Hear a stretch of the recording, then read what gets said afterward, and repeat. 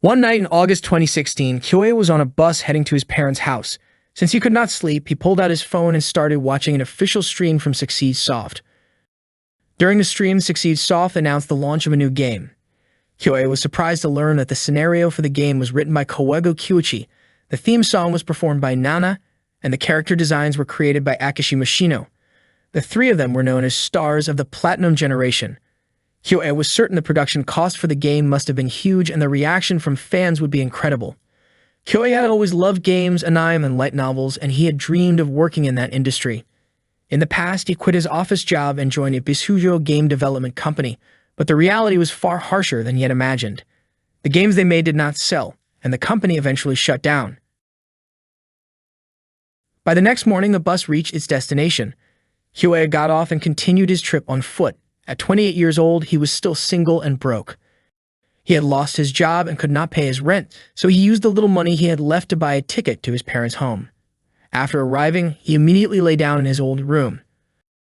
At that time, he had no job and had tried many different roles, from directing to video editing, image editing, art assistance, sub-scenario writing, and even logo design, but none of them had led anywhere. While browsing through Aki's character designs on his phone, Kyoei admired how amazing they looked. Suddenly, he received a call from his younger sister, Miyoko. She said she had found something while going through his old belongings, an acceptance letter from an art school. She told him she would bring it over. The discovery brought back memories of the time when Kyoei had been unsure about which school to choose. He once had the chance to pick between an economics program at a regular school and a visual arts program at an art school. His admiration for creators had pushed him to take the art school entrance exam just for the experience, and he actually passed. However, he never enrolled because he lacked confidence in becoming a creator. Kyoei could not help but imagine what might have happened if he had chosen the art school back then. The Platinum Generation members were all around his age, so if he had attended that school, he might have become someone like them. He even wondered if it would ever be possible to return to that time. As Kyoei drifted to sleep, Miyoko's voice woke him up. She handed him the letter and left. At that moment, Kyoei realized he could never go back to the past. All he could do was start searching for a job again.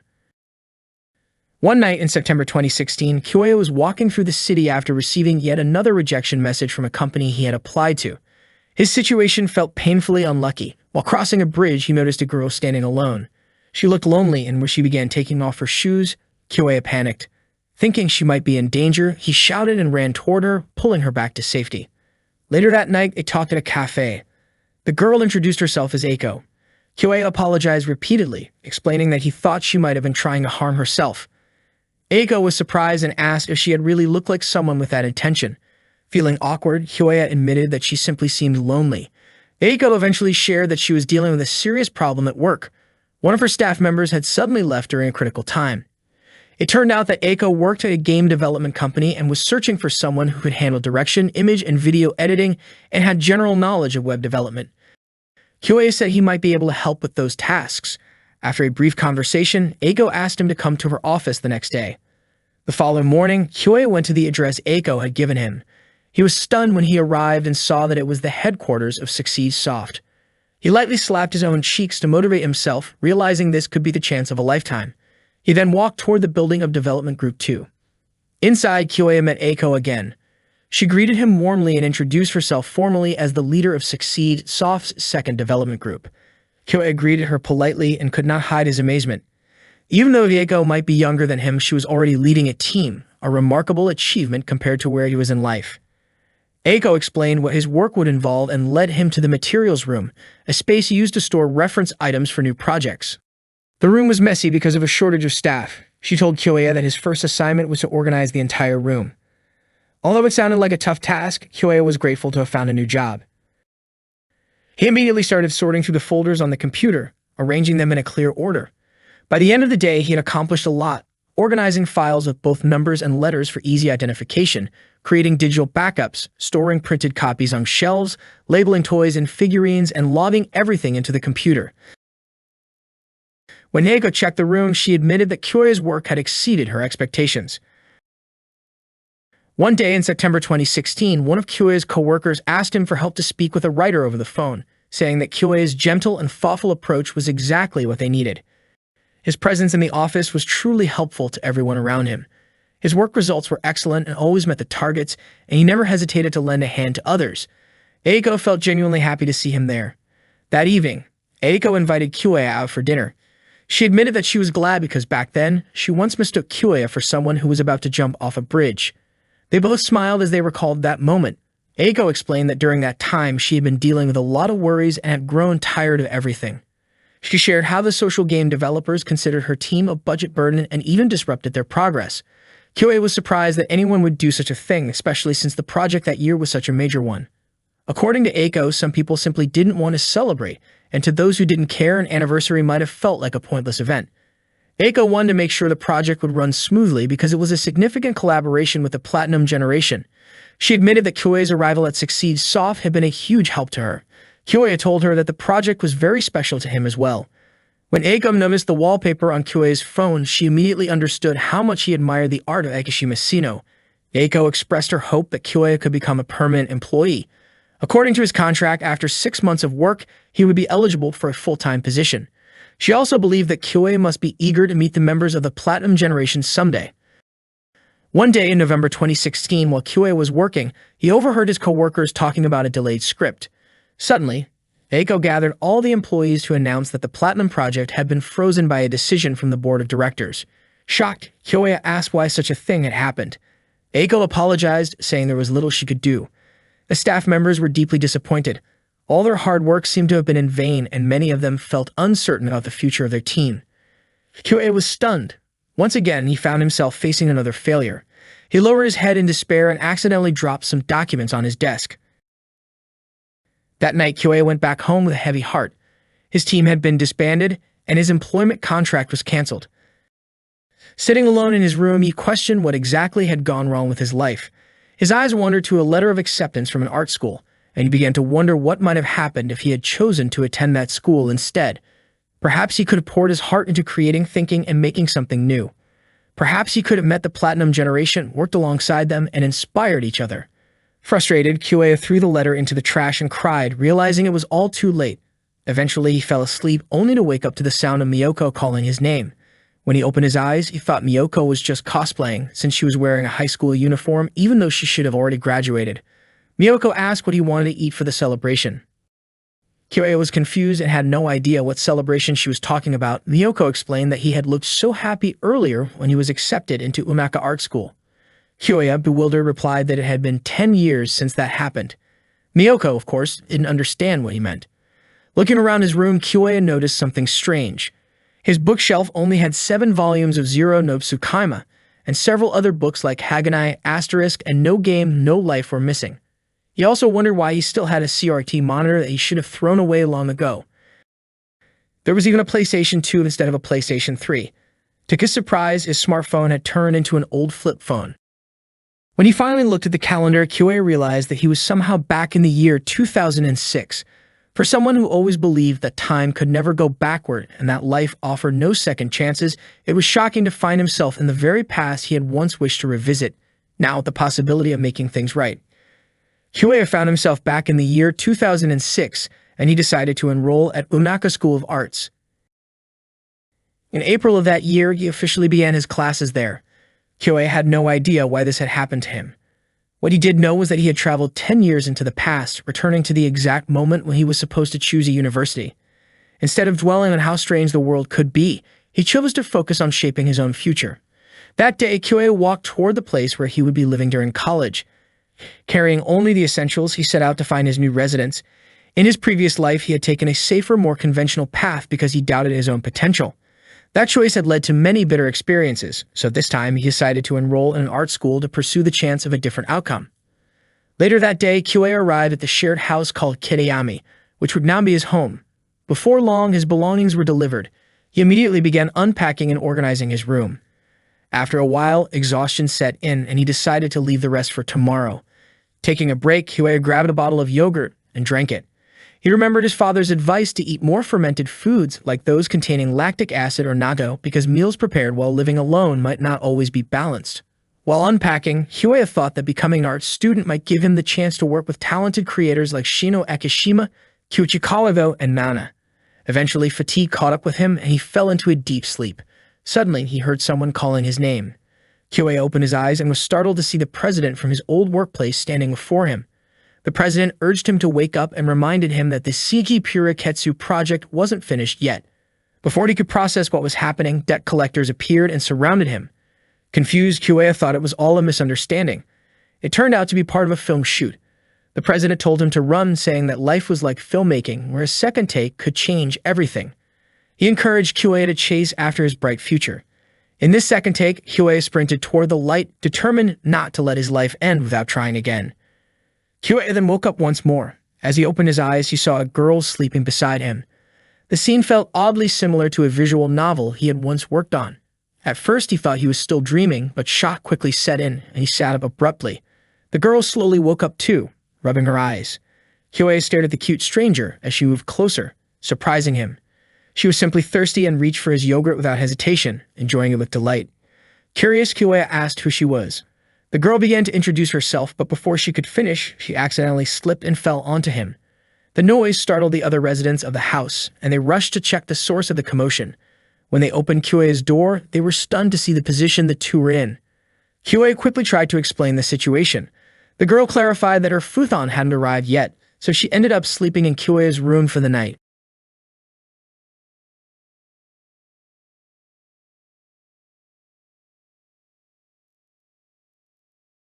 The four residents of the Kitayama house introduced themselves to each other in the living room. Kogure Nanako was the first to speak, sharing that she came from Shiga Prefecture. Kyoei guessed that Nanako was probably popular and had a slightly flashy Gyaru vibe. The guy sitting next to Nanako joked about whether Kogure sounded like the name of a crime family. Feeling offended, Nanako immediately punched him lightly in protest. The guy then introduced himself as Rokuanji Tsurayuki, and Nanako commented that the surname Tsurayuki sounded pretty cool. After that, Kyoei introduced himself. Nanako then asked Kyoei to explain what had happened since yesterday. Kyoei told them that everything was just a series of unfortunate coincidences. Tsurayuki was surprised that Kyoei had ended up sleeping next to a girl he had just met by pure accident. Nanako didn't believe the story so easily and playfully threw a pillow at Kyoei. The girl who had shared the room with Kyoei then introduced herself. Her name was Shino Aki, and she was from Fukuoka. Tsurayuki pointed out that the name Shino Aki sounded more like a boy's name. Aki explained that Shino was her family name while Aki was her given name, but Kyoei and the others ended up calling her by the nickname Shinoaki instead. Kyoei, Aki, Tsurayuki, and Nanako would now be living together in the Kitayama house. Kyoei and Aki shared the second floor, while Tsurayuki and Nanako stayed on the first floor. They divided household chores for the week, and that day it was Kyoei's turn to cook. While preparing the meal, Kyoei kept glancing at Aki and Nanako as they chatted, thinking to himself that both of them were incredibly cute. He remembered the incident from the day before and told himself he needed to be more careful to avoid any misunderstandings. That morning, Kyoei left the house with his three friends. They all turned out to be in the visual arts department. Nanako was surprised when she learned that the area they were walking through was part of Osaka, since it looked more rural compared to where she came from. It turned out to be a border area, and there had even been recent warnings about snakes. Nanako seemed uneasy at the mention of snakes, but according to Tsurayuki, there was something even more intimidating than snakes. The Unaka Art Landmark, a hill dedicated to art installations. When they finally reached the visual arts classroom, they saw that quite a lot of students had gathered there. Everyone found their assigned seats, and Kyoei and his friends split up to locate their numbers. Not long after, a muscular guy arrived and sat next to Kyoei. He introduced himself as Genkiro and looked genuinely excited to have joined the art school. Kyoei greeted him, and they started talking. Genkiro asked if Kyoei played any sports, but Kyoei admitted that he only watched baseball on TV. Genkiro began sharing stories about baseball players of that era and asked Kyoei which player he liked the most. Kyoei mentioned Udani, only to realize that Genkiro had never heard of the name. That made Kyoei suddenly remember that it was still 2006, while he himself had already lived through life up to 2016 in his previous timeline. He reminded himself to be careful with what he said. Not long after, the professor's assistant Misaki entered the classroom to give a welcome speech. Misaki suggested doing a quick survey by asking who among the students wanted to become film directors, scriptwriters, anime creators, game developers, and so on. The students eagerly raised their hands according to their interests, their faces full of excitement. But then Misaki suddenly shared a sobering fact. The Unaka Art School had 135 graduates from the visual arts department the previous year, and only 8 of them had actually found jobs. The students were shocked. Nanako guessed the number might have been around 42, but the reality was far lower, even though it was still more than the year before. Misaki explained that everyone first needed to meet their basic living needs, which required money. Games, anime, and films were forms of entertainment, and people only considered them important once their basic needs were fulfilled, which meant those industries had a lower priority. Misaki added that people entering these creative fields often walk a fine line between eccentricity and foolishness. However, if that foolishness could reach a level so extreme that no one else could replicate it, it could become something valuable. And that was exactly what Misaki hoped to see from them. If they were going to be bold, they had to take it to a level that others couldn't reach. After class ended, Kyoei reflected on what Misaki had said. It seemed that their chosen path would not be easy. He realized that the film, anime, and game industries were narrow fields where only a few names could truly rise to fame. Even those known as the Platinum Generation did not all end up shining brightly. Having already experienced the future once, Kyoei understood this reality well. There was no point in feeling discouraged so early, so he reassured himself to keep moving forward. As he was about to leave the classroom, Kyoei noticed a student ID card that had fallen out of a girl's bag. He picked it up and returned it to her, only to be stunned when he saw that it belonged to Eiko, the team leader from Succeed Soft. Without thinking, Kyoei accidentally called her leader.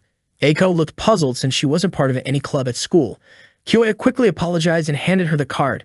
After thanking him, Eiko left the room and Kyoei couldn't believe that they were actually enrolled in the same department. He began to wonder if the entire Platinum Generation might already be present in that very classroom. After that, the visual arts class began, but Kyoei and his friends didn't start making a film right away. They first spent time observing the senior students and learning everything they could about filmmaking. Once the observation session ended, Kyoei quickly headed to his next class. On the way, he happened to see Eiko managing a film production. Kyoei wasn't surprised at all to see her in the spotlight, and he silently admired her skills. Later, while attending a screenwriting theory class, Kyoei began to worry about whether he could ever reach the level of the so-called Platinum Generation. During a lecture, Soriyuki fell asleep, clearly exhausted from working late the night before. Kyoei tried to wake him, but it was obvious that Soriyuki was still tired. Meanwhile, Nanako and Aki looked relaxed, almost unmotivated, which oddly enough gave Kyoei a sense of relief. He thought that if everyone around him were as intense and driven as Eiko, he might feel overwhelmed in class. At that moment, the professor explained that there are 10 key elements to consider when writing a script. However, he only listed 8 of them and then asked the students to identify the remaining 2. Eriko eagerly raised her hand and answered that one of the missing elements was complication, which refers to unexpected developments in the story that often lead to setbacks for the protagonist. She explained that a perfect main character wouldn't be interesting without flaws, and by introducing complications, a story naturally creates more drama. The professor praised her response and asked her to provide the final element. Instead of answering again, Eiko playfully called on Soriyuki, who was still half asleep, to give the last one. The professor chuckled, calling Eiko both clever and a little mischievous. The professor then turned to Soriyuki, asking him to share his answer. Still waking up, Soriyuki received a quiet hint from Kyoei that the professor wanted the final element. After thinking for a moment, Soriyuki replied that it was the role of the antagonist. He explained that the enemy of the protagonist could be a person or an organization, and among the 10 elements, this one is especially important for maintaining tension until the story reaches its climax. The professor praised his answer and remarked that Soriyuki's insight was impressively complex. Soriyuki thanked him, while his classmates were surprised that he had come up with such a sharp response. Seeing this, Kyoei realized he couldn't afford to relax as much as he had previously thought. During the lunch break, Kyoei sat with Soriyuki, Nanako, and Aki in the cafeteria, chatting about the class. Everyone was impressed by Soriyuki's answer, but he humbly said that he had only repeated something he had read in a book. Nanako admitted she didn't expect the usually intimidating professor to praise him. Soriyuki joked that the professor was probably just being kind to the new students. He then invited Nanako to join him for the third period visual arts theory class, and the two of them left together. After they were gone, Aki commented that Soriyuki was amazing, while she herself didn't feel confident in any particular specialty, which made it harder for her to keep up. Kyoei admitted he felt the same way. He had once believed that the extra 10 years of life experience he carried with him would give him an advantage, especially since he had some exposure to the entertainment industry, but he was starting to realize that his basic knowledge was still lacking. His shallow experience alone wasn't enough to match real talent or deep understanding. While thinking about this, Kyoei suddenly noticed Aki looking at him. Surprised, he almost spilled his drink. Aki asked why he seemed so worried. Kyoei quickly said it was nothing serious, which made Aki feel relieved. Curious, Kyoei asked why Aki chose to attend an art school. He mentioned that he had seen her completely focused during a photography class and wondered if she might want to become a camera operator. Just then, Genkiro suddenly appeared and startled Kyoei. Surprised, Kyoei asked why Genkiro was wearing such an unusual outfit. Genkiro explained that it was the uniform of his club, an Ninjutsu study club. Apparently, only Umaka University in Japan had such a club. However, it seemed that Ginkiro's real reason for joining was because of a senior Komochi member he admired. Aki laughed, saying Ginkiro looked like he was having a great time in the club. Ginkiro encouraged both Kyoya and Aki to join as well, assuring them it was a lot of fun. After that, Kyoya and Aki headed straight to the club room, but when they arrived, it didn't see a single student there. A few moments later, two senior members called out to them from upstairs and invited Kyoya and Aki to join their club activity. Everyone was holding a welcome party for the new students of 2006, celebrating together with a cheerful toast. Kyoya looked a bit worried, wondering if it was really okay for them to join even though they hadn't decided to become members of the club. According to Aki, it was fine since the seniors hadn't asked them about that at all. They all enjoyed the late afternoon atmosphere, having fun together until the sun began to set. While Kyoya was about to start a conversation with Aki, Sayori unexpectedly fell asleep on his shoulder. Kyoya couldn't help but smile as he looked at her. Later that night, Kyoya carried Aki on his back as they walked home. Halfway through the walk, Aki woke up. She apologized for troubling him, but Kyoya assured her it was no problem. He understood that she was exhausted since they had been busy ever since the entrance ceremony. Aki commented that Kyoya was surprisingly dependable, even admitting that she was a little surprised they were actually the same age. To her, Kyoya seemed to care about everyone and remained calm for someone who was just 20, though at times he looked tired from thinking too much. Aki mentioned that during lunch earlier, Kyoya appeared very worried, but he still insisted that he wasn't seriously overthinking anything. Aki playfully pinched Kyoya's cheek and encouraged him to tell the truth so he could feel better. Kyoya finally admitted that when he saw Tsurayuki confidently answering questions in class, he felt like he couldn't do anything. It wasn't just Tsurayuki. Everyone around him seemed to have their own special strengths. His concern came from feeling as if he had no unique talent at all. Aki, however, didn't see it that way. She told him she actually thought he could do many things. Kyoya could cook for himself, do laundry, and take out the trash properly. He was even good at making plans and sticking to them. Aki confessed that she couldn't do any of those things and felt envious of people who could. She believed Tsurayuki probably felt the same way too, and she was sure there were things about Kyoya that others would envy. According to Aki, people who feel like they can't do anything often work hard to find something they can do. She was certain that the people Kyoya thought were amazing probably had their own worries as well. Aki gently patted Kyoya's head, and he thanked her for listening to his thoughts. Aki then admitted that she also needed to keep working hard. Hearing this made Kyoya think more seriously about what he himself could accomplish. When they finally arrived home, they noticed that Nanako and Tsurayuki weren't there, most likely because they were still working. Aki headed straight to her room to sleep, while Kyoya, feeling very tired, wanted to go to bed as well. He suddenly remembered that he forgot to return Aki's bag, so he went to her room to give it back. When he entered, he was surprised to see Aki working on a character design sketch. That was when Kyoya realized that Aki was actually Akishima Shino, someone who would later become part of the future Platinum generation. He recalled Aki's earlier words about how people who feel like they can't do anything will try hard to find what they can do, and he understood that this was exactly what Aki was doing.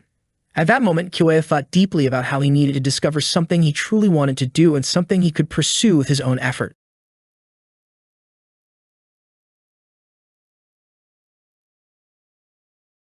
Aki scolded Tsurayuki for eating her ramen without permission. Tsurayuki apologized and offered to make it up to her by buying sukiymen instead. Aki pointed out that the soy sauce flavor of sukiymen was completely different from her own Yu Makotoya tonkatsu flavor. Tsurayuki and Aki kept arguing while Kyoya could only watch. Nanako stepped out of her room and reminded Tsurayuki that eating someone else's food was something he should never do when they were all living together. Nanako was surprised when the three of them suddenly went silent and stared at her. Kyoya then pointed out something about her clothes. When Nanako looked down at herself, she was shocked to realize she was not wearing a top. Her face turned bright red and she quickly covered herself before hurrying back to her room. She had not noticed that she was in the middle of changing clothes. Kyoya felt a sharp pain from the reflexive smack Nanako gave him in her panic. Up to that point, Kyoya still could not understand why he had returned to the world of 10 years ago, with all his memories intact, something that could only be described as a time leap. His second chance at college life was already filled with late-night ramen and nervous stomach aches. Along with his housemates, Kyoya was determined to create a real project, even though he had no idea what awaited them on their journey. The next day, Misaki taught a class that Kyoya attended. She explained the 4 key elements of making a film and asked the students to form groups of 4 so that each person could handle one part of the project. Their assignment was to create a short film lasting 3 minutes, which would then be screened for the class. Nanako was surprised that it meant everyone would watch their work, while Aki was excited and wanted them to make something impressive. The theme of the project was time. After class, Kyoya and Sorayuki played baseball on the field while discussing their plan. Sorayuki suggested naming their team Kitayama. Kyoya divided the roles. Sorayuki would handle directing, Aki would take the technical side, Nanako would manage execution, and Kyoya himself would oversee production. Sorayuki wanted to write the script but admitted he was not interested in the on-site work. Later that day, Kyoya and Nanako went to their part-time jobs, surprised to find out they worked at the same place. Nanako mentioned that the manager gave her a strange look because she and Kyoya shared the same address. Curious, Kyoya asked why Nanako had chosen an art university and what she wanted to do there. Nanako said she had no special reason, and that maybe she had simply grown tired of Lake Biwa. She shared how, back in grade school, she once believed Lake Biwa was the ocean because of how enormous it looked. She was sure Kyoya might have thought the same if he had seen it. Nanako reminisced about her old neighborhood, where there were towns and shopping areas, but explained that if she had never left her home, she would never have known what the ocean really looked like. Time passed without her realizing it, and before she knew it, she had arrived in a completely new place. She admitted it felt like she was still searching for her identity. Hearing this, Kyoya remembered experiencing something similar himself. While Kyoya was about to place a drink on the wrong shelf, Nanako reached up to help him put it on the top rack. As she leaned forward, she accidentally bumped into him. She quickly apologized and asked him to hold still for a moment while she finished arranging the drinks. Kyoya stayed calm, silently reminding himself that even though he looked like a young college student again, his mind was still that of a 28-year-old adult. He thanked Nanako for her help, and they soon finished their shift. The next day, Kyoya met with Misaki to submit the names and roles of his team members, though he admitted that he still had no idea what their project would be about. Misaki encouraged him by saying that inspiration could come from anywhere and asked if anything interesting had happened to him lately that he could use. Kyoya recalled the moment when Nanako had stepped out of her room while changing in the awkward accident at work. His face flushed at the memory, and he quickly excused himself from the room, realizing he needed to decide on their concept soon. When Kyoya arrived home that evening, he found Aki asleep at her desk, having dozed off while studying. He gently woke her, and she greeted him sleepily, sharing that she had been dreaming of eating a mountain of Edoshima oysters. Kyoya apologized for waking her from such a pleasant dream and asked why she had chosen to attend an art university. Aki admitted that she never felt particularly talented at anything and thought it would be good to try something where she might discover what she could do. She confessed that even back in grade school, she was not good at studying and often missed her train. Since she grew up in the countryside, missing a train meant waiting 30 minutes for the next one, and the station staff even came to recognize her over time. Inspired by Aki's story, Kyoya came up with an idea that fit the theme of time. That night, he gathered his team and shared his plan to make a short film about a train station. When Nanako asked why, Kyoya explained that a station was a place everyone could easily picture, which made it perfect for establishing the setting in a 3-minute film.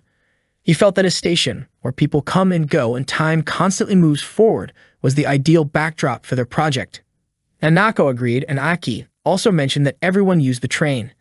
Kyoya explained that since the station had been in the same place for a long time, it would be easy to show the passage of time there. He thought it could be used to tell the story of a woman's life within 3 minutes, and it might look interesting if the events were aligned to happen in a single day. Nanako liked the idea because she thought it was really good, and Aki was excited to see how it would turn out. However, Sorayuki asked for 30 minutes to think about it first. Sorayuki went to his room, leaving Aki confused about what was bothering him. After a while, Sorayuki came out carrying a plot outline based on Kyoya's earlier explanation. Kyoya looked happy after reading it. Aki praised Sorayuki for being able to create a plot so quickly. Everyone agreed with the idea, and Kyoya asked Sorayuki to write the full script. But suddenly, Sorayuki called Kyoya aside to talk. Sorayuki handed Kyoya a small piece of paper containing notes of his own idea. Kyoya was shocked when he read it because it was exactly the same as the idea he had just shared. Kyoya insisted that he had never seen those notes before. Sorayuki explained that he had locked the notes in a box, so there was no way Kyoya could have read them. He wondered if Kyoya had somehow read his mind, which made him feel like his idea had been stolen. That was why he had rushed to write the plot. Sorayuki admitted that it was scary how similar their thoughts were. Kyoya then realized how the idea had come to him. It turned out it was inspired by short stories he had read in the future, stories about a woman's life portrayed with a train station as the setting. His memory of those stories had sparked the same impression, and in a way it was as if he had borrowed Sorayuki's idea from the future. Sorayuki asked if it was just a coincidence or something more, but Kyoya could only stay silent. Sorayuki smiled and said it was impossible anyway, then apologized, thinking it must have been pure coincidence. Sorayuki was pleased because the station setting worked well for character behavior and events, something anyone studying scriptwriting would naturally notice. Yet it seemed no one at the university had realized it, so he had planned to create a simple project and focus on his own studies. However, working with Kyoya made it possible to create something much better. Kyoya felt excited at the thought of surprising their professors with the project they were about to make. The next day, Kyoya and his friends began working on the project. Sorayuki was in charge of the script, Aki handled the design, and Nanako provided the voice acting. They kept discussing the project everywhere they went.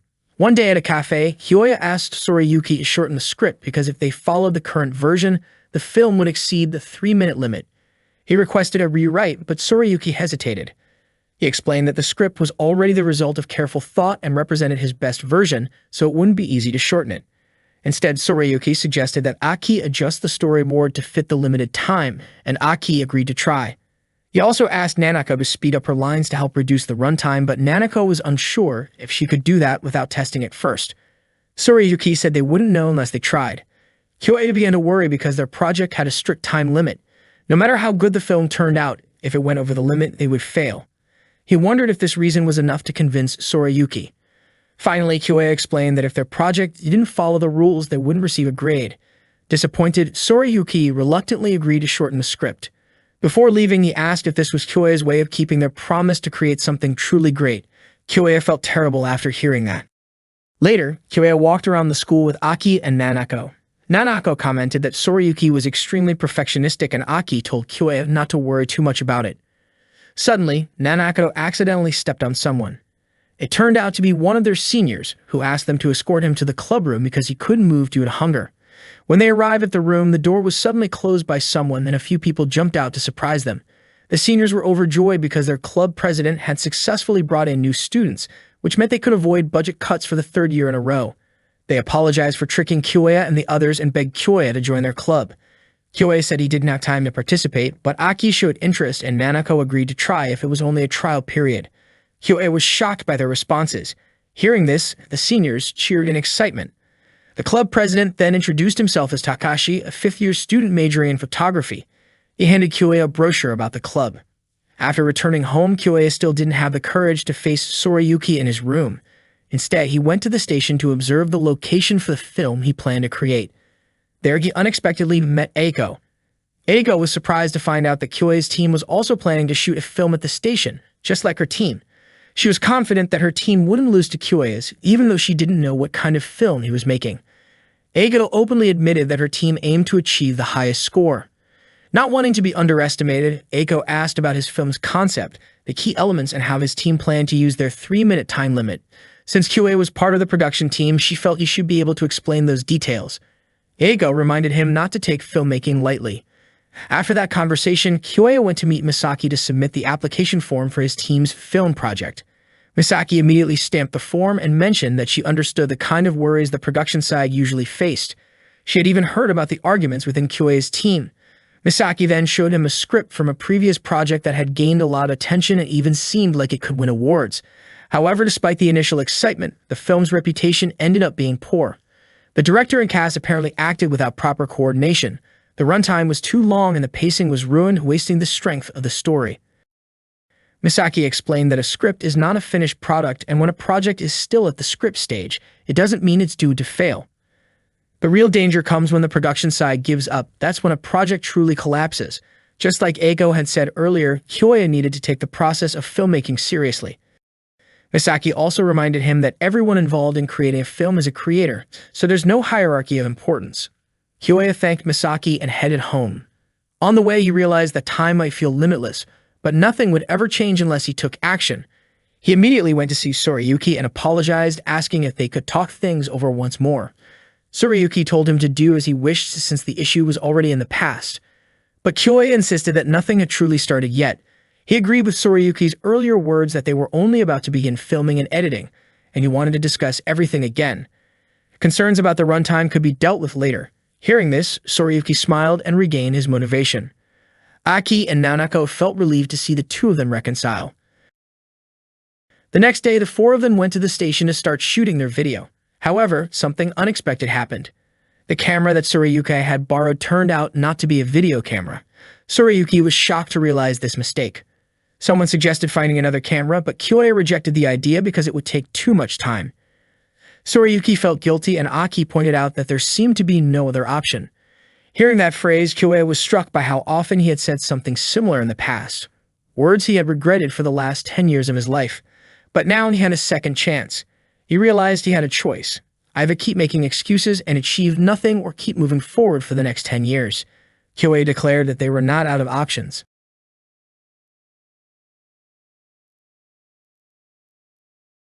The day of the short film screening finally arrived, and the students gathered in the theater room to watch the projects.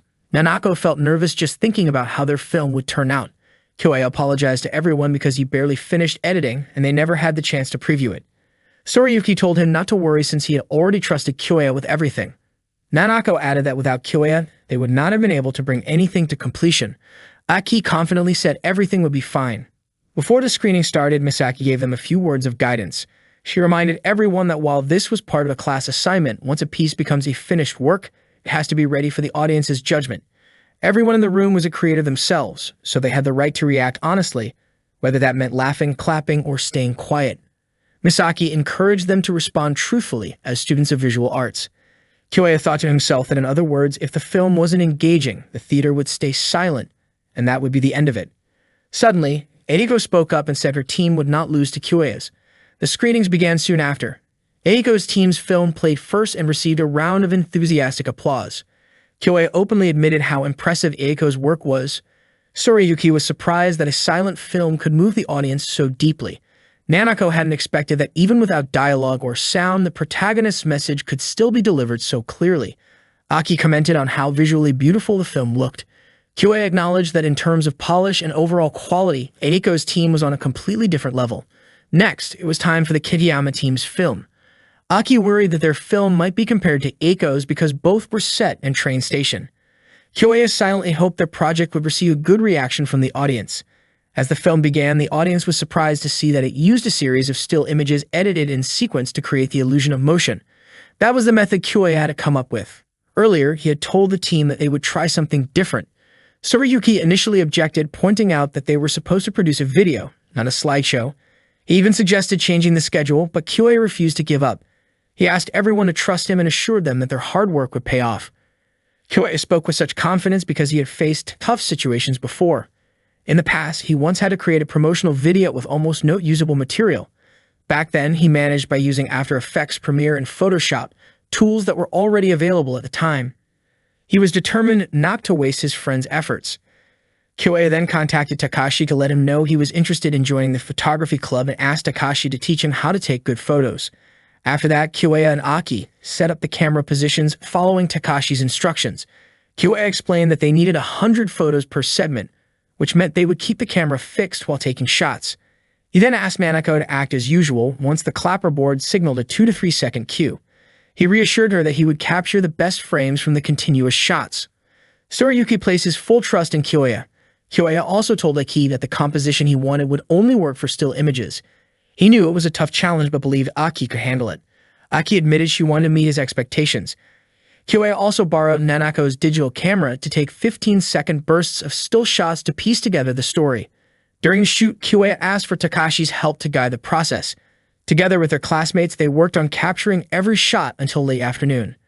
The short film was finally screened in front of the entire class. Kyoya silently wished for everything to go well. When the film ended, he was stunned to hear Eiko and the other students applaud. Genkiro was even moved to tears after watching it. Tsurayuki couldn't believe they had received such lively applause. Aki felt completely satisfied, and even Eiko acknowledged Kyoya's skill. Afterward, Kyoya felt an overwhelming sense of relief. Eiko's team secured first place, which was no surprise, while the Kitayama team earned third place. Kyoya couldn't help but think that if they had been able to produce the film exactly as planned, their score might have been even higher. Later, when only the Kitayama team remained in the theater, Kyoya apologized if his editing hadn't been good enough. But Tsurayuki admitted he was more frustrated with himself for not knowing what Kyoya had been doing during the shoot, especially since everything turned out so well in the end. He praised Kyue's skill and reflected that if his own script had been a revised version based on Kyue's feedback instead of the first draft, the film could have been even better. Nanako also praised Kyue's incredible idea, admitting that all she did was follow his direction, yet the results still amazed her. She confessed that acting in the film made her want to perform again. Nanako promised she would do even better next time because she wanted another chance to act. Aki teased Kyue, calling him sneaky because he was usually so quiet, yet when he became passionate, his eyes seemed to light up. She even admitted that her heart raced during both the shoot and the screening. Misaki then reminded them that the theater would be closing soon and asked if the four of them had figured out what they wanted to work on next. Aki, Nanako, and Soriyuki each decided they wanted to become even better than Kyue. Misaki smiled warmly, happy to see the determination in all of them. Meiki told the group that there would be another assignment after the holiday, and she asked the three of them to be ready to respond to Kyue. As they left the theater room, they talked about the mistakes they had made. They went over Soriyuki's error in handling the equipment, Aki's issue with the timing when creating the storyboard, and Nanako's unexpected desire to act, which had completely surprised Kyue. At that moment, Kyue thought that if he could put pressure on the Platinum generation he admired so much, then maybe his decision to remake his life was starting to move in a better direction. Meanwhile, Eiko visited Misaki in her room. She admitted that she was upset about why Kyue's team did not earn first place. Misaki explained that Kyue's team created something unusual for a school project and suspected that this wasn't accidental. She believed that the team must have run into problems when requesting equipment. Misaki said that the film wasn't fully planned out, but even so, it had been a long time since she had seen something as interesting as that. If Kyue's team had actually made that recording as a way to overcome obstacles, then Kyue's problem-solving ability was far from ordinary. Eiko agreed with her. Misaki then revealed her plan for the next semester's assignment, saying that she wanted Eiko to work together with Kyue's team. Eiko was surprised to hear this. Misaki teased that she was sure Eiko was interested in Kyue. Eiko quickly clarified that she was only fascinated by Kyue's talent as a producer. Misaki smiled and said that was exactly what she meant. Eiko's face turned red with embarrassment, and feeling annoyed, she quickly left Misaki's room. It turned out that Misaki and Eiko were sisters. Misaki couldn't help but think to herself that her little sister was indeed adorable. Later that day, Nanako and Kyue finished their part-time work. Nanako apologized for asking Kyue to take the shift that day, then invited him to go to a karaoke place. It had been a long time since Kyue had gone to karaoke. Nanako admitted that she really enjoyed karaoke, or more accurately, she loved music and singing. The moment Kyue heard Nanako sing, his heart felt move even though her voice was honestly pretty off-key. After finishing her song, Nanako confessed that she knew she wasn't a good singer. She shared that her grandmother used to play traditional Minyo music at home and had taught her since she was a child, but she never played it well because she couldn't correct her pitch problems. Nanako explained that when she sang alone, she never knew what to improve, which was why she wanted to sing karaoke with Kyue. Kyue agreed, and Nanako was overjoyed that he accepted. After leaving the karaoke place, they walked home together. Nanako admitted that singing in front of Kyue felt surprisingly easy and made her really happy. Suddenly, Kyue suggested that Nanako should upload her singing online after practicing and gaining more confidence. He wanted to record her singing and share it on a video site so more people could see it. But Nanako immediately refused, saying she didn't want to do that because she was sure people would criticize how bad her singing was. Kyue tried to reassure her, saying they could upload it once her quality improved, but Nanako still declined, insisting she didn't want to show it to the whole world because it felt like seeking attention. Kyue then suggested uploading it to a Japanese video-sharing site instead. Nanako had never even heard of that site before. It turned out that the site would only be launched at the end of the year. Hearing that, Nanako finally softened and agreed. Kyue became excited, deciding to make it a goal for Nanako to practice singing and reach that milestone together. The next day, the photography club held a small celebration for the end of the semester, and for the art club's budget increased thanks to their new members. Everyone raised their glasses for a toast. Takashi suggested that they all introduce themselves again. He was happy because, thanks to Kyue and the others, the photography club was able to survive. After Takashi finished his introduction, it was Yurika's turn. She was a third-year student majoring in industrial arts and proudly showed some of her sculptures and handmade crafts. Next came Mikio, who introduced himself with a beautiful singing performance. Nanako was amazed by his voice. Mikio, a second-year music student, clearly had many talents, which Yurika also pointed out. After that, Masaru stepped forward with a dramatic pose and performed a dance routine. He was a third-year student in the theater arts program and presented a lively bacchanale-style dance while playfully sipping on a drink. At one point, he suddenly sprayed the soda he was drinking into the air, which made everyone laugh. Takashi jokingly called it the Vesuvius eruption. Once the club gathering ended, Kyoya and Aki decided to head home together, while Nanako left for her part-time job. As Kyoya and Aki walked side by side, Aki looked genuinely happy. She shared how much she enjoyed spending time with Takashi and the others. Kyoya agreed, saying that the group might seem eccentric, but they were also incredibly talented. Out of nowhere, Aki brought up something more personal. She admitted that she knew Kyoya had once seen her drawing in her room. She explained that she usually kept that a secret, but that day she had forgotten to lock her door. Kyoya immediately apologized, saying he shouldn't have looked, but Aki reassured him that it was fine. She then confessed that she often felt like she couldn't do anything as well as the others. She struggled with everyday tasks, wasn't great at schoolwork, and wasn't athletic either. The only thing she truly loved was drawing. Unfortunately, it never seemed to lead anywhere. Aki shared that even though she had won some awards, she believed that wasn't enough to make a living. That was why she decided to study visual arts, hoping it might help her find work in television someday. She admitted that she had always been too nervous to join the art club. Drawing was something she loved, but she couldn't fully enjoy it because of her lack of confidence, so she kept it hidden. Aki revealed that she secretly wished her eyes could shine with the same determination she saw in Kyoya's, but she felt like that would never happen. Because of that, she was starting to think it might be easier to give up on drawing altogether. Kyoya immediately protested, his voice firm and filled with emotion. He begged her not to quit, saying he didn't want her to stop drawing under any circumstances. Aki was surprised by how strongly he reacted. Kyoya then shared something heartfelt. In the life he lived before he came back to this timeline, he had always used Aki's artwork as the wallpaper on his phone because her drawings were a constant source of comfort for him. He told her how much he genuinely loved her art. Hearing those words moved Aki deeply. She remembered the time on set when Kyoya told her that only she could create a certain piece of work, which was why he asked her to do it. Overwhelmed with happiness, Aki wrapped her arms around him in a warm hug. Her heart was racing as she confessed how much his words meant to her. She never imagined someone would see her that way. Aki then said she had already made up her mind. Her goal from that day forward was to keep learning and to draw a world that she wanted Kyoya to see. When Aki asked if Kyoya also had a goal, he smiled and said that he did, but he wasn't ready to tell her yet. Aki smiled back, promising that she would work hard until the day he was willing to share it with her. In truth, one of Kyoya's personal goals was to hear Aki say those very words 10 years in the future. And with that moment, the remake of Kyoya's life had only just begun.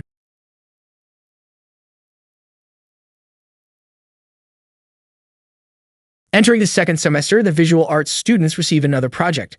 Kyoya's team had already started working on theirs. The script, storyboard, and location scouting were all progressing smoothly. That day, the team planned to begin filming. Their chosen location was the beach, but a heated discussion broke out between Eiko and Sorayuki. Kyoya and Genkiro could only stand by and watch the two of them argue. Kyoya grew restless because the recording had a strict time limit. He went over to wake Aki, who had fallen asleep. As soon as she heard Kyoya calling her, Aki opened her eyes and stretched her arms. Kyoya quickly turned his gaze away, his face turning red as he tried to stay focused and asked her to get ready. His cheeks flushed again when he glanced at Nanako, who looked striking in her swimsuit. Kyoya asked if Nanako had memorized her lines, and she confidently replied that she had, saying she really wanted to become an actress. Surprised by Kyoya's nervous behavior, Nanako tilted her head in curiosity, while Kyoya hurried off to check on Sorayuki and Eiko. He asked if their argument was finally over, only to learn that they were still debating how to cut a particular line of dialogue. Kyoya stepped in to mediate and urged them to start filming right away. Realizing she was wasting time, Eiko decided to stop arguing and walked away, but Sorayuki, still trying to say something, accidentally tugged on the strap of Eiko's bikini. The strap came loose, leaving Eiko embarrassed and flustered. Her face turned bright red as she quickly covered herself. Out of shock and frustration, she shouted and gave Kyoya a reflexive slap, even though he hadn't done anything. On the train ride home, Kyoya asked if Eiko was still upset about what happened earlier, but she brushed it off. Instead, Eiko brought up a different topic, equipment for the shoot. She found it strange that first-year students were allowed to borrow filming equipment for several days when, by rule, they were normally restricted. Their beach shoot was scheduled to last 3 days and 2 nights, which seemed impossible without special arrangements. Eiko suspected that Kyoya had done something to make it happen, and he admitted that he had. That night, Kyoya and Eiko helped some seniors with their own filming project. Their task was to make sure no strangers walked into the shoot. When a passerby appeared, Eiko quickly called the senior in charge, got permission, and then let the person through. Kyoya praised how smoothly she handled the situation. It turned out Kyoya had volunteered to assist the seniors so that he could use the equipment when it wasn't in use. Since third-year students were allowed to borrow the gear for up to a week, his plan gave their team more access than usual. Still, Kyoya knew this technically went against the rules. Eiko worried about what would happen if the professor found out. Suddenly, a small girl appeared and said that the professor would be furious if he discovered what they were doing. Startled, Kyoya and Eiko asked where she had come from. To their surprise, the girl turned out to be a senior student. Her name was Keiko, and she teasingly accused them of making a secret deal. Kyoya asked her to keep it quiet, and Keiko agreed, but only if Kyoya promised to return the favor someday. With that, she walked away, leaving them both uneasy. The next day, the class held a screening of the student films. The movie from the Kitayama Plus team received an enthusiastic response from their classmates. Aki praised Nanako for working so hard on her performance. Kyoya commented that their film turned out great, but Eiko said she felt something about it was strange. She explained that even though it was well made, it still gave off the feeling of being carefully constructed rather than naturally compelling. Kyoya disagreed, saying the film was well executed and clearly well received. They then watched the final film of the day, and Kyoya was stunned by the incredible acting on display. Other students immediately began comparing it to the previous film, some saying the actress in the earlier one looked less impressive by comparison. Kyoya worried about how Nanako might feel hearing those remarks. After the screenings ended, Misaki announced that the highest score went to the Kitayama Plus team and congratulated them. Many classmates were surprised, wondering why their film won when the acting in the last film seemed far superior. After class, Nanako approached Misaki and asked about the ranking. She was puzzled because the last film's acting was undeniably powerful and seemed to outshine the rest. Misaki explained that filmmaking is the art of coordination. Even if one performer delivers an outstanding performance, it doesn't automatically improve other aspects of the project. She went on to say that the true strength of a film comes from a combination of factors: technical acting skills, experience, visual presentation, sound quality, and many other elements. But beyond all of that, there was one simple reason the winning film had such a strong impact. It was made with genuine seriousness and teamwork. Hearing this, Nanako began to understand the deeper meaning behind their work. After class, Kyoya and his friends went to a karaoke place to celebrate the success of their film. Kyoya thanked everyone and invited them to make a toast. The beach scenes during filming had been hot and exhausting, but everyone felt satisfied because the final result turned out great. With confidence, Sorayuki said that the scene worked well thanks to the strength of the script, but Nanako teased him, pointing out that many of his lines had actually been cut. Aki and Nanako laughed at his reaction. Kyoya felt relieved to see Nanako looking so cheerful, but Eiko quietly told Kyoya that Nanako was only pretending to be happy and seemed to be avoiding something. Kyoya replied that maybe they should give her time because she would eventually come around when she was ready. Genkiro then asked Nanako to sing a song, but she refused. Genkiro kept encouraging her, and Nanako turned to Kyoya for his opinion. Kyoya suggested that she go along with it since everyone would love to hear her voice anyway. Nanako finally took the microphone from Genkiro and began to sing. When she finished, everyone was completely stunned. Blushing, Nanako apologized if her singing wasn't good, but instead of criticizing her, the group applauded enthusiastically. Aki said Nanako's voice was impressively high, and even Genkiro admitted that her singing was better than his.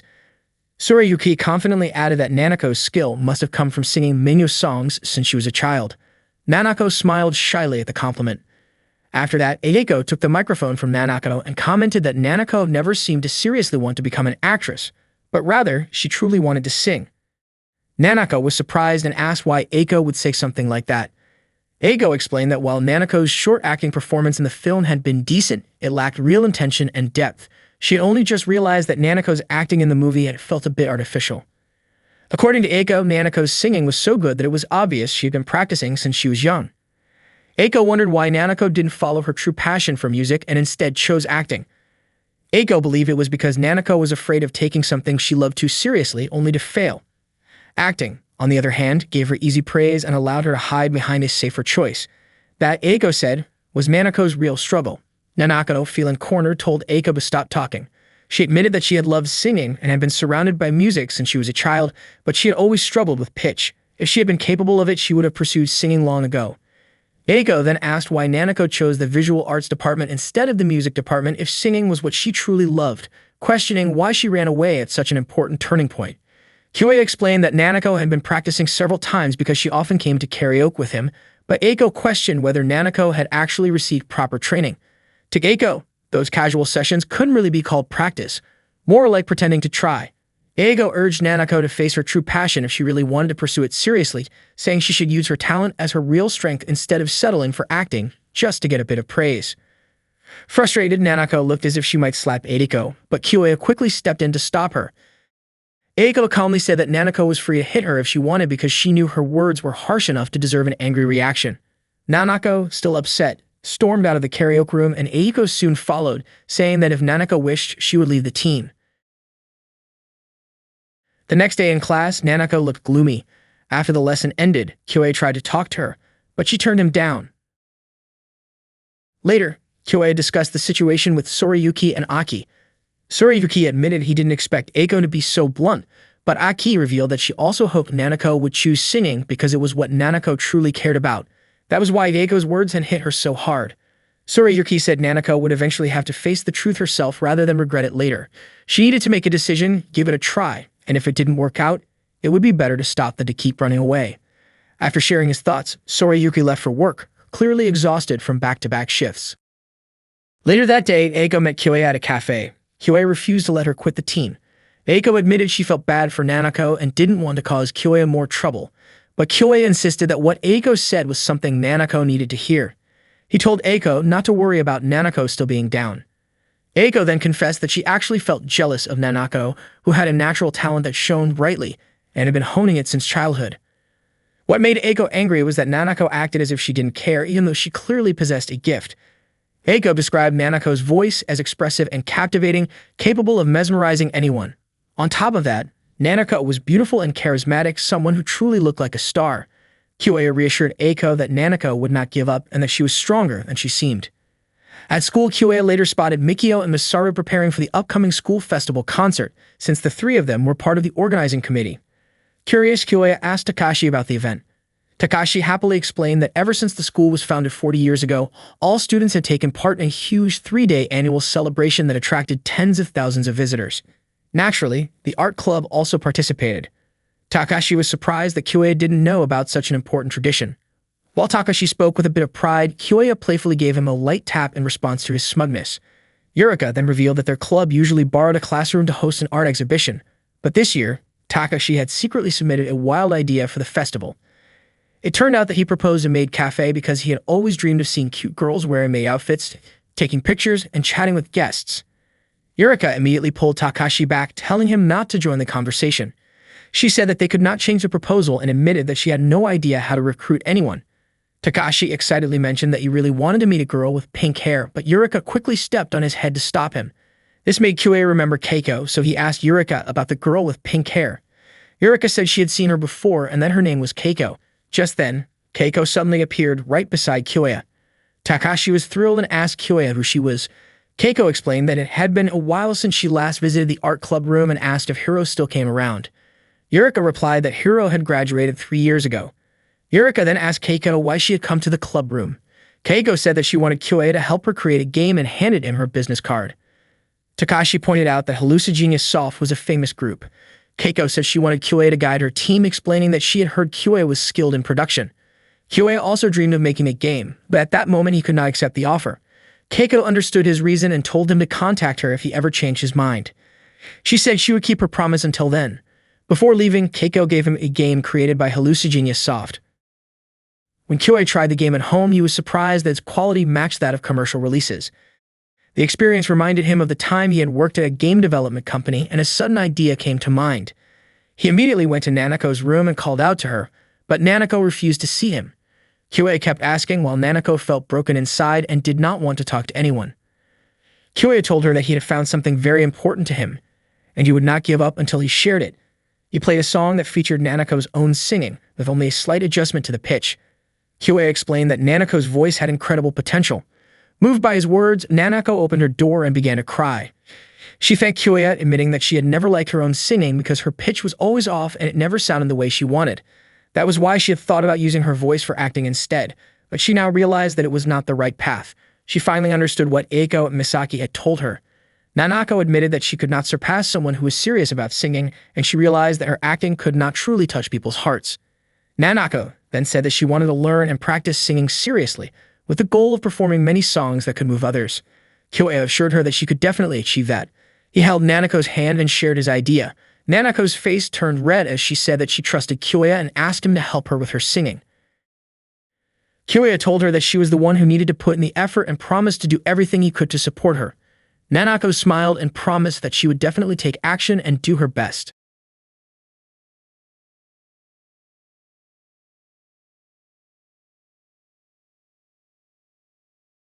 That day, the students were busy preparing for the upcoming festival. Kyoei was checking the equipment that his club would use for the event. Nanako came over carrying drinks for him. The festival was only 3 days away. Since that time, Nanako had been practicing her singing more diligently. She started learning basic notes and vocal techniques with the help of Mikio, while also working on building her stamina for singing. Kyoei even recorded Nanako as she practiced. During one of their sessions, Nanako asked Kyoei if she could really become good if she kept training like that. She says she enjoyed the practice and could feel her progress, but she's still worried about what awaited her after all the effort and whether she should keep going. Kyoei told her to just keep doing it because it would be a waste to stop now. He admitted that he was moved just by hearing Nanako's determination. Nanako then asked why Kyoei was working so hard to support her. Kyoei explained that it was because he had heard her singing and felt something incredible. He wanted to help her whenever she felt uncertain about her purpose, and he promised to keep thinking of ways to support her until she was satisfied. Nanako suddenly hugged Kyoei and said she was grateful to finally have a friend who would go that far for her. Realizing what she had done, Nanako quickly apologized for hugging him and asked him not to misunderstand. She said she truly felt thankful because she already felt better than before. Kyoei thought about how many amazing people were around him: Nanako, Aki, Sorayuki, and Eiko.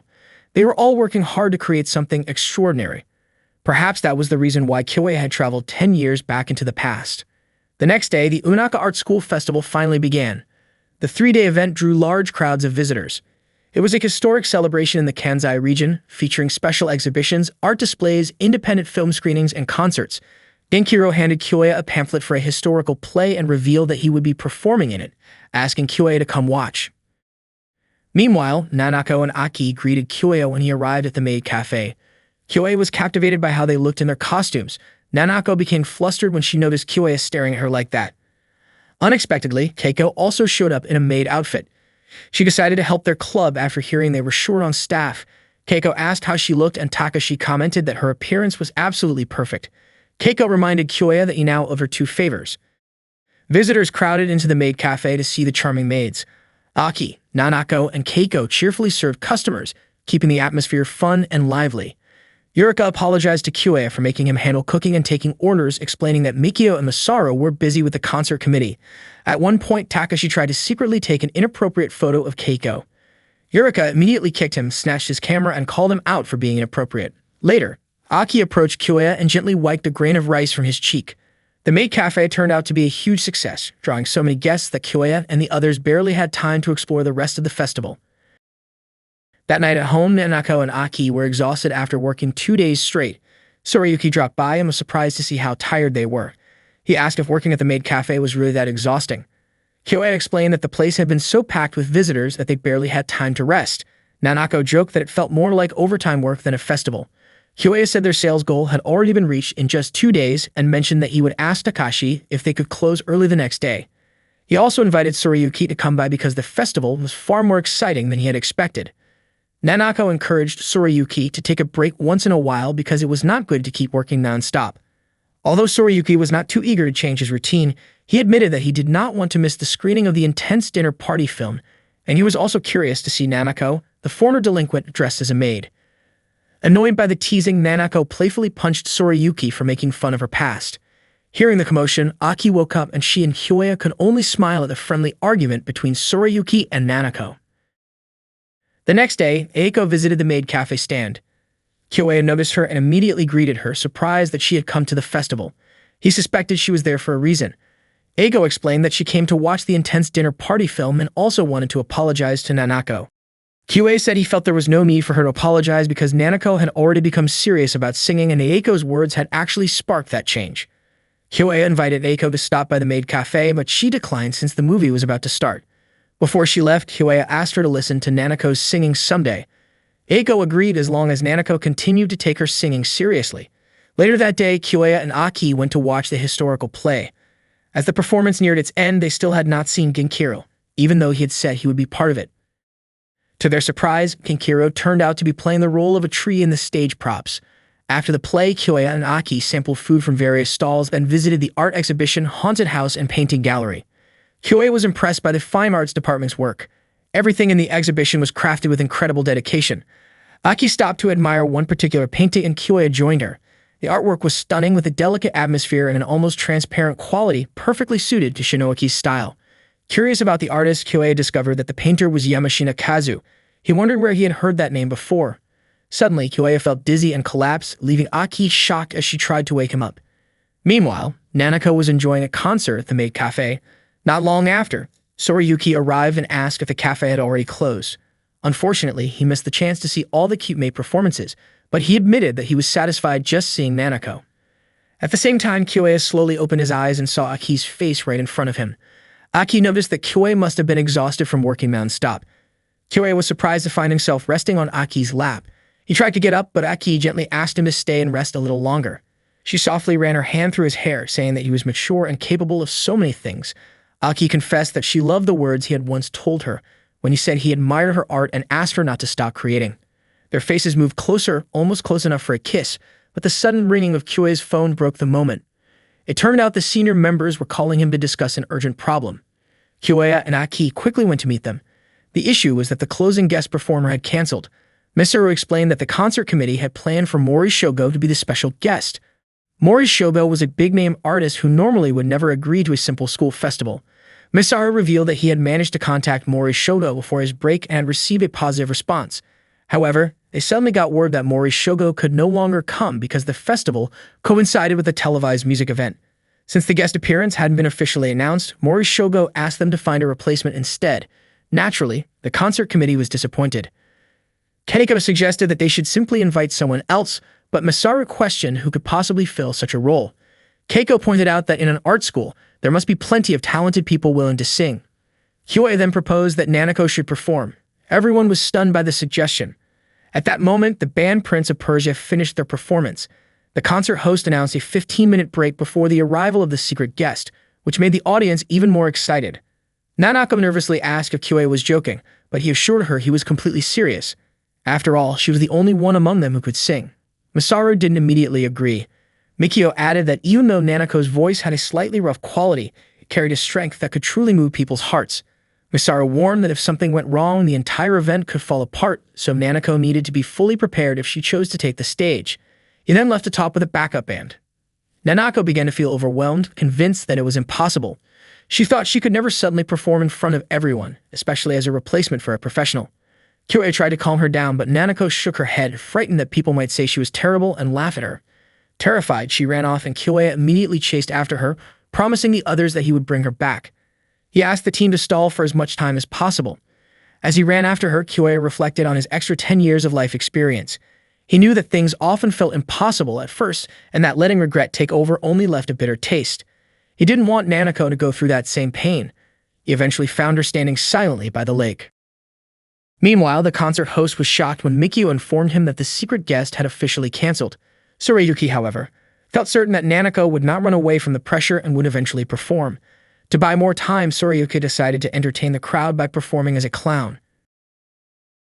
By the lakeside, Nanako admitted that this was a huge opportunity, but she was terrified of facing it because failing was also a real possibility.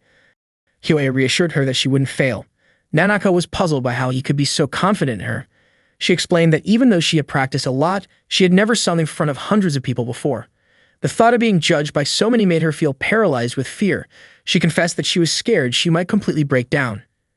Kyoya promised to think of something to help her. He opened his laptop and showed her a recording of one of her songs.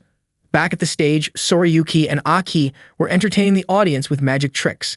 Eventually, Sorayuki began running out of ideas and wondered how much longer they could keep stalling. Finally, Kyoya and Nanako returned. The host quickly announced that the long-awaited secret guest would appear soon, and the audience cheered with excitement. Nanako prepared herself backstage. This time, she felt more determined and believed she would earn applause 100 times louder than what Sorayuki had received earlier. Aki cheered her on while Nanako asked Kyoya to watch her performance from the audience. Nanako quickly stepped onto the stage as the crowd cheered with excitement, eager to see the mysterious guest. But when they saw that the person who appeared was dressed as a maid, everyone was surprised and guessed it might be part of the theme. Nanako admitted that she was not supposed to sing there, but so many unexpected things had happened, and she would be foolish to turn down this opportunity. Filled with determination, Nanako encouraged the audience to help make the school festival's finale even more lively. As she began to sing, the reaction from the crowd was far beyond anyone's expectations. The audience clearly enjoyed her performance, cheering and clapping along to her voice. Kyoya and the others were also having a great time. At that moment, Nanako realized that what Kyoya had told her was true. There was no reason to be afraid because she had already worked so hard to reach this point. Earlier, when Kyoei spoke to her by the lake, he mentioned that the new video Nanako uploaded yesterday had already gained 10,000 views. That meant she had technically performed in front of tens of thousands of people online, so it would be strange to be scared of singing in front of just a few hundred at the festival. Kyoei believed that the school festival audience would eventually become Nanako's fans, and with that reassurance, she finally decided to perform on stage. Nanako understood that the world was not that simple, and that hard work alone would never be enough, but she wanted her feelings to reach people's hearts. Even Eiko admitted that Nanako's talent was impressive. Kyoei commented that this was exactly how Nanako looked when she was serious, which made Eiko curious about what kind of encouragement Kyoei had given her earlier. The response to Nanako's video turned out to be much bigger than expected. Of course, there were some negative comments, but her beautiful voice drew in far more positive attention. Nanako refused to run away, no matter how harsh the criticism might be. Instead, she took the advice she received and used it to improve her next video. On the internet, artists and fans often collaborated to create music through feedback, something that in 10 years people would come to call user-generated content. Nanako's voice had already captured Kyoei's heart the first time he heard it. Her live performance ended with loud and enthusiastic applause from the audience. After finishing her song, Nanako immediately went backstage to thank Kyoei, but he was nowhere to be found. Storiyuki handed her a drink and suggested that Kyoei might still be sitting in the audience, so Nanako quickly ran off to look for him. At that time, Kyoei was sitting with Aki near the fountain. Aki had felt a bit dizzy earlier, so she went there to rest for a while. Suddenly, Aki stood up and mentioned that they were about the same height at that moment. Before Kyoei could react, Aki gently kissed him on the lips. Kyoei was startled but also felt the warmth of the moment. Aki explained that she was simply carried away by the atmosphere of the festival. Meanwhile, Nanako happened to witness the scene from a distance.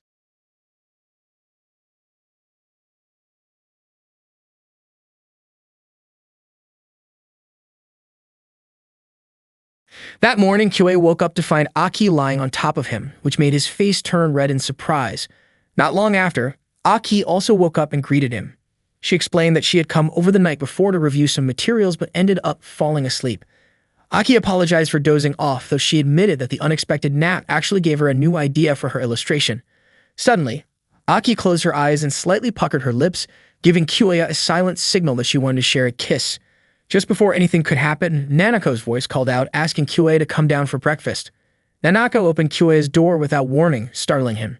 She was surprised to find Kyoei and Aki in such a situation and seemed upset by what she assumed was happening.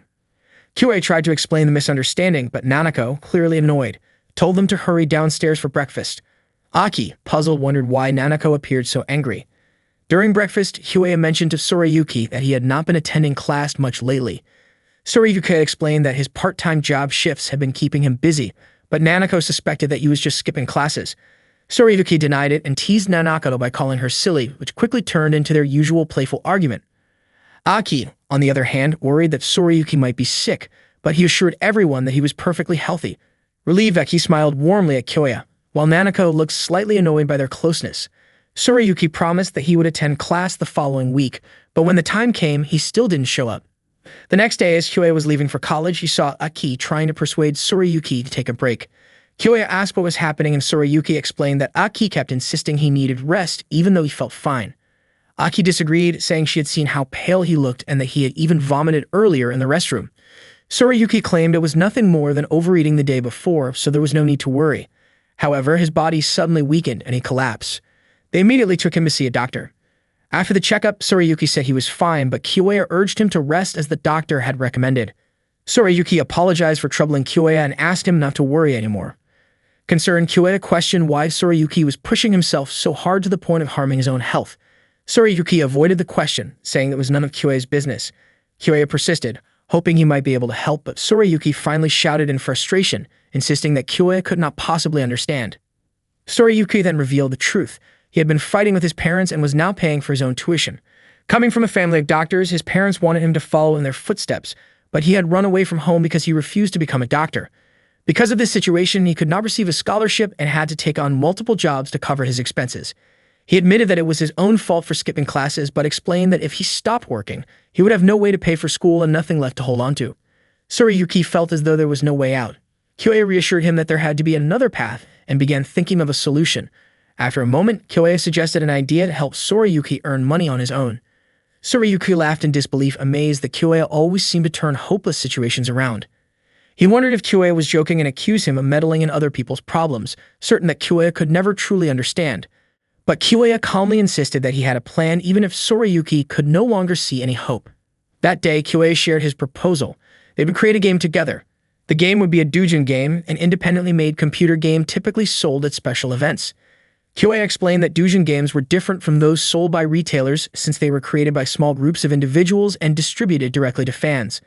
They planned to make a visual novel, which uses text and illustrations to tell a story, meaning it would not require too much technical skill. Tsurayuki would write the script, Aki would handle the illustrations, and Nanako would compose the background music. Aki immediately expressed interest in the project, while Nanako admitted she had never composed music before. Kyoya assured her that he would teach her everything she needed to know, including how to use the equipment. He promised to lead the project and guide everyone along the way.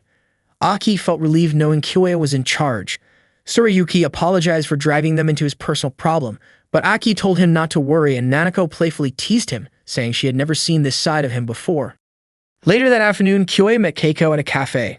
Keiko asked if he had decided to accept her request for help. Kyoya said there was something he wanted to discuss, prompting Keiko to notice how serious he looked. She suspected he must have gotten himself involved in something troublesome. Kyoya admitted that he needed a large amount of money and explained the situation. Since the tuition payment deadline was in May, they needed to secure the funds before then. According to Keiko, making money from doujin games was tough. Even if someone had talent, selling that kind of work required a well-known name attached to it. It turned out that Kyoya wanted to release his team's new game under the name Hallucigenia Soft. Kyoya admitted it might sound a bit bold, but that was the only idea he could think of. Keiko agreed to let Kyoya borrow her group's name, which made him really happy, but she also gave him a condition. Keiko wanted Kyoya to create something that would actually sell. It was a simple request, but not an easy one. At that time, about 10 years earlier, the trend of urban fantasy was already starting to fade. Kyoya began thinking about what kind of game he should create, and before long, an idea came to him. When he got home, he gathered his friends to talk about the game. The concept he wanted to pursue was a school-life story game, a genre focused on everyday life and relationships in a school setting. Tsurayuki didn't fully understand and asked if there would be any monsters in the story. Kyoya explained that there would not be, because he believed a game like that wouldn't sell if it relied on fantasy creatures. The school story game Kyoya imagined would center around romance, which surprised Nanako. Kyoya even mentioned that the game might include slightly mature themes, causing Tsurayuki to blush in embarrassment. Tsurayuki quickly pulled Kyoya aside to talk in private, admitting that he had no personal experience with anything like that. Kyoya reassured him that many professional writers created such stories without first-hand experience, so there was no need to worry. After that, they returned to the living room to continue their discussion. Aki said she had never played a game like that, so she wasn't sure what it would be like. Nanako admitted the same. To help them understand, Kyoya lent his laptop so Nanako and Aki could try a similar game. The two went to a room to test it, but before long they both screamed and came running back out. Nanako playfully hit Kyoya with a pillow, feeling flustered because she had expected a cute school story, but instead found content that embarrassed her. Aki, on the other hand, said she didn't fully get it but thought it was fun. Nanako called Kyoya ridiculous and a bit of a pervert before storming off to her room. Kyoya knew this wouldn't be easy, but he refused to give up because he was determined to help Tsurayuki. The next day during lunch break, Eideko invited Kyoya to eat together, but he declined because he needed to meet someone. Kyoya went to see Takashi and asked him about an artist named Yamashina. Kyoya had noticed Yamashina's work at a recent art exhibition and was convinced that Yamashina's background illustrations would be perfect. In truth, Kyoya remembered Yamashina's name from 10 years in the future. Takashi accompanied Kyoya to meet the artist. Kyoya explained his request, asking Yamashina to draw the backgrounds for the doujin game he was planning. Yamashina was excited, since his work had never received much attention due to his difficulty drawing characters. After that, Kyoya and Keiko went out to buy supplies. Kyoya was surprised by how many materials they needed. Keiko explained that to create a proper game, they had to make sure the equipment and specifications were solid. While shopping, Keiko's eyes caught sight of a girl standing in front of a game store. The girl stood out, and Keiko jokingly referred to her as a princess secretly buying doujinshi. Later, Kyoya met with Misaki to talk about Tsurayuki's situation. He explained that he and the others were working to support Tsurayuki. Misaki asked if what they were doing was anything suspicious, but Kyoya told her not to worry about it. He wasn't sure how Misaki would react if she knew they were making a doujin game. To his surprise, Misaki revealed that she already suspected Kyoya planned to borrow the name of a well-known group to help sell the game. Shocked, Kyoya asked how she knew. It turned out that Keiko had already told her, advising Kyoya to be honest about it. Kyoya then learned that Misaki and Keiko used to make games together, although Misaki had since retired. Keiko explained that Misaki had been a huge help to her in the past, so if any of her students were struggling, she wanted to return the favor. Misaki, however, teased Keiko by suggesting that she was also interested because it could be profitable. Misaki asked only that the project not interfere with Kyoya and the others' studies. Kyoya was surprised that Misaki actually approved. She explained that all aspects of game production would help their studies and serve as valuable experience. Keiko then asked about the production's progress, and Kyoya happily reported that everything was going smoothly. Not long after that, Sorayuki stepped out of his room and admitted that he was having a hard time. He had played the game that Kyoya had lent him as a sample, but all the girls in the game suddenly fell in love with him for no reason right after the game started. Sorayuki honestly had no idea what that was supposed to mean. He was also puzzled by the way the girls in the game spoke, which sounded overly sweet and spoiled. Kyoya explained that the game was simply designed that way. A little later, Nanako came out of her room and said she didn't understand how to arrange music on the computer. She mentioned that the settings were strange because instead of musical scales, some odd bars appeared. Kyoya told her that it might feel confusing at first, but she would eventually get used to it and find it easier. Soon after, Aki commented that creating the art for the game was difficult. She even handed over one of her drawings, which looked quite simple. Kyoya realized that everything was still far from running smoothly. The next day, there was an art class where they had to make ceramic crafts. Kyoya felt extremely sleepy because he had barely slept the night before. He noticed that Aki was also about to fall asleep while working on her craft, so he quickly nudged her awake. Nanako actually fell asleep and her face landed on the piece she was making. Kyoya hurried to gently clean Nanako's face.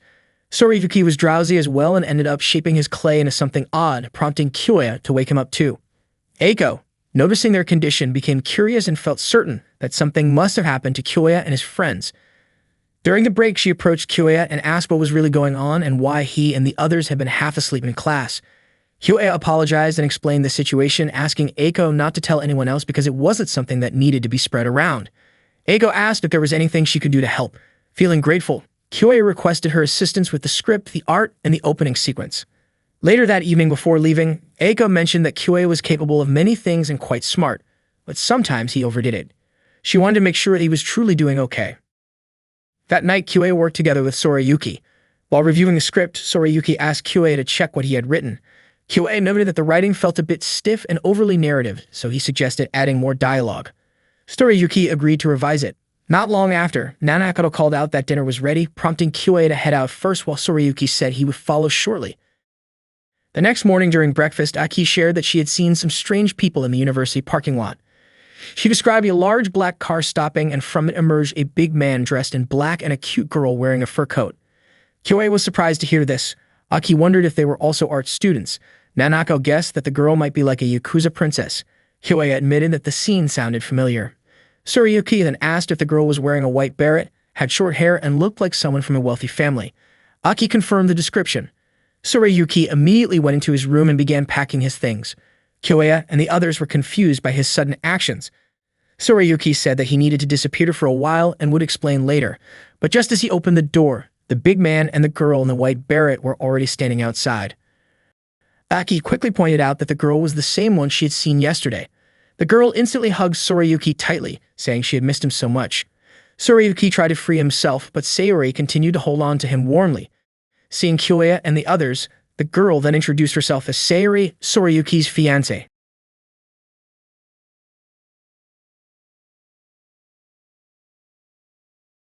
Sayori joined Kyoya and the others for dinner, which made Sorayuki wonder why she decided to sit around the table with them. Sayori smiled warmly and said it should be fine if she joined their meal. Since Sayori had prepared such a delicious dinner, Kyoya and the rest had no reason to turn her down. Sorayuki was surprised at how easily his friends were won over by good food. Sayori cheerfully offered Sorayuki a bite, but he kept refusing. Then she suddenly revealed that she was actually his fiancé. Everyone was shocked to learn that Sayori and Sorayuki were childhood friends who once promised to get married. Sayori seemed determined to win Sorayuki's heart and even hinted that she wanted to take him back home. Unexpectedly, Aki also offered to feed Kyoya, just like Sayori had done with Sorayuki. Kyoya was startled at not wanting to be outdone, and Nanako quickly joined in by offering him some vegetables. The two girls playfully fed Kyoya together, making him flustered but amused. Sorayuki teased that Kyoya looked like he was having fun, and Kyoya admitted it with a laugh. Everyone ended up laughing together. Later that afternoon on the school field, Sorayuki opened up to Kyoya about his history with Sayori. He explained that Sayuri was his next-door neighbor and that they had been friends since kindergarten. Back then, she often looked after him when his own family didn't pay much attention to him. When he was little, he even thought of her as an older sister. Their so-called engagement, however, was something decided by his parents without his consent, and he thought it was ridiculous. Although he cared for Sayuri as a person, he didn't have romantic feelings for her. That was the real reason he ran away from home. He didn't want to reject her outright and hurt her feelings. Tsurayuki admitted that he felt bad for everyone because this personal issue came up just as they were about to start developing their game. He said he would tell Sayuri not to visit the Kitayama house anymore, but Kyoya jokingly pointed out that Nanako and Aki seemed to really enjoy Sayuri's fancy hot pot. The next day, Sayuri came to the Kitayama house again, and before long she was joining their meals every day. A few days later, winter break started at the university, allowing the team to focus even more seriously on their game development. One night, Tsurayuki asked Kyoya to review his script. He was frustrated because after rewriting it so many times, he felt like he had lost his direction and decided to start over completely. This was his approach after fully understanding the flow of a Bisuvio game. After reading the script, Kyoya praised it as incredible, noting that the timing of the dialogue and balance of the monologues were perfect. He said the scenario was a success and expressed strong confidence that their game would definitely turn out well. Tsurayuki was relieved and finally able to sleep soundly. Meanwhile, the scenario was complete and the background art created by Yamashina had been delivered right on schedule. That evening, Nanako came out of her room and nervously told Kyoya that she felt it might be impossible for her to compose the music. Kyoya looked over the melodies she had already written. Nanako explained that she simply wrote down whatever came to her mind and feared it wouldn't turn into a good song. After listening to it, however, Kyoya reassured her that the melody was already very good and that arranging it wouldn't be difficult. All they needed to do was extend and repeat certain parts. Hearing this made Nanako feel much better, and in her relief, she gently hugged Kyoya from behind to recharge her energy. Kyoya felt flustered and awkward, but Nanako simply wanted to regain her motivation. After a short moment, she let go and thanked him, saying she felt ready to get back to work. Afterward, Kyoya went to Aki's room to check out Yamashina's background illustrations. He couldn't help but think about Nanako's sudden hug earlier. Aki praised Yamashina's artwork and Kyoya agreed that the backgrounds perfectly matched Aki's art style. He even admitted that Aki's talent was extraordinary, recognizing that she would surely become the future Akishima Shino. The project required a different artistic approach than usual, but Aki managed to meet the challenge in such a short amount of time. While they were discussing the illustrations, Aki suddenly brought up a particular scene and asked Kyoya about it. With a slightly embarrassed face, Kyoya explained that it was a romantic scene. Aki then asked for more details about the character's position so she could sketch them accurately. She requested that Kyoya sit in front of her so she could observe how to capture the posture properly for her drawing. When she leaned in to check the proportions, Kyoya quickly stepped back, feeling shy from the close attention. His face turned bright red and he struggled to keep his composure as Aki calmly continued with her work. The next day, Kyoya gave the scenario and image data to Eiko. Eiko admitted that she was worried when she first heard about the plan to create a game in just 4 months, but she was happy to see everything moving smoothly. Kyoya mentioned that even though they were on a school break, there was still plenty of work to do, and of course, everyone was exhausted. Eiko asked about the techniques Kyoya used for Tsurayuki's scenario and Aki's illustrations, which were well done but different from their usual styles. Kyoya explained that he simply asked them to make their work more commercial so the game could sell better. It turned out that this was the reason Aki felt a bit intimidated by Kyoya. She was able to change her drawing style, but asking Tsurayuki to adjust his writing style to something more commercial was impressive. Eiko believed that Tsurayuki must have trusted Kyoya a lot, which she found remarkable. Eiko admitted that there was something about Kyoya that made people trust him, almost as if his words were never wrong. She reminded him to make sure their game turned out well. That night, Kyoya went out for a walk with Aki. The weather was very cold. Kyoya suggested finding something warm to drink since Aki looked chilly, but she said she was fine. Instead, Aki invited Kyoya to visit an art supply store. She apologized for making him tag along for her shopping, but Kyoya said he was happy to go with her. Aki then asked if Kyoya was really okay spending time with her, especially since it was Christmas Eve. Kyoya seemed confused by her question, and Aki quickly apologized for bringing up something awkward. A few days later, the new year arrived, marking the start of 2007. Kyoya and his friends went to a shrine to pray. At the station, Aki asked what Kyoya had wished for. Kyoya said of course he prayed for their game to be finished quickly and sell well. Tsurayuki hoped for the same. Nanako teased Tsurayuki by saying he was starting to care about others. Tsurayuki called Nanako a vocal talent and asked if the opening song was already finished. Nanako got annoyed by the comment, but Tsurayuki said he was really looking forward to the song, especially since Nanako had canceled her plan to attend a special Christmas Eve sale with Kyoya.